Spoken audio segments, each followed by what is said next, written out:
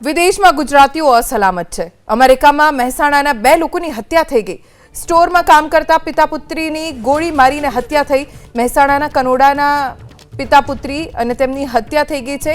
પ્રદીપ પટેલ અને તેમના પુત્રીની હત્યા થઈ। વર્જિનિયાના એકોમેક કાઉન્ટીમાં હત્યા કરાઈ છે। ડેવોન વોર્ટન નામના હત્યારાને પણ પોલીસે ઝડપી લીધો છે અને તેની સામે કાર્યવાહી પણ શરૂ થઈ ગઈ છે। અમેરિકામાં વધુ 2 ગુજરાતીની હત્યા થઈ છે। મૂળ મહેસાણાના બહુચરાજી તાલુકાના કનોડા ગામના વતની છેલ્લા 5 વર્ષથી અમેરિકા ગયા હતા અને ત્યાં નોકરી કરતા જો કે તેમની હત્યા થઈ છે। હું દ્રશ્યો બતાવવા જઈ રહ્યો છું। તે મકાન છે પ્રદીપ કુમાર રતિલાલભાઈ પટેલ, જેઓ અમેરિકા ગયા હતા। આ તેમનું મકાન છે। તેઓ હાલ અમેરિકા રહેતા હતા।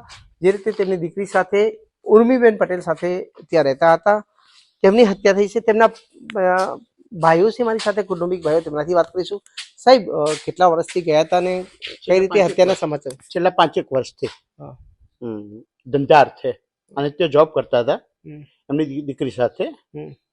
અને ગુરુવારે સવારે અચાનક આવું આકસ્મિક અમને અહીંયા જાણવા મળ્યું અને આજે એમની બેબીના અવસાનના સમાચાર મળ્યા એટલે અમે સીધા મહેસાણાથી અહીંયા આવ્યા। ઓકે, એટલે પહેલા એમના જે ફાધરની હત્યા થઈ, પછી બેબીની હત્યા થઈ।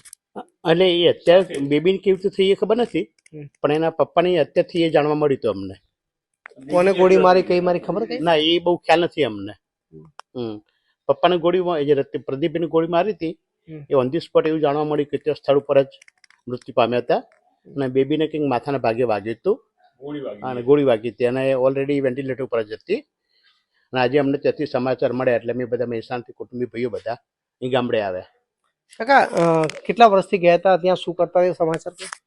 એ ધંધો કરતા હશે 5 વર્ષ પહેલા ગયા હતા। મારા મોટા બાબાના દીકરા થઈ એટલે 5 વર્ષ પહેલા હત્યા થઈ એ ખબર ક્યારે પડી? એના દિવસે સાંજે પડી, બીજા દિવસે કાલે 5 વાગે।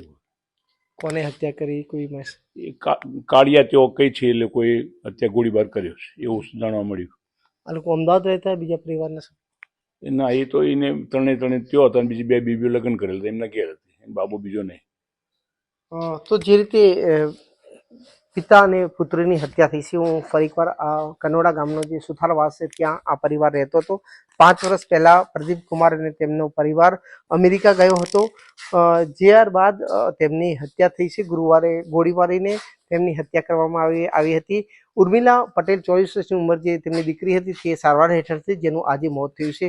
જોકે સમગ્ર મામલે હવે ક્યાંક ને ક્યાંક પરિવારમાં શોકની લાગણી જોવા મળી છે અને મહેસાણામાં વધુ 2 લોકોની અમેરિકામાં હત્યા થઈ છે, જેને લઈને ગામમાં શોક જોવા મળી રહ્યું છે। હારૂન નાગોરી, ABP અસ્મિતા, મહેસાણા।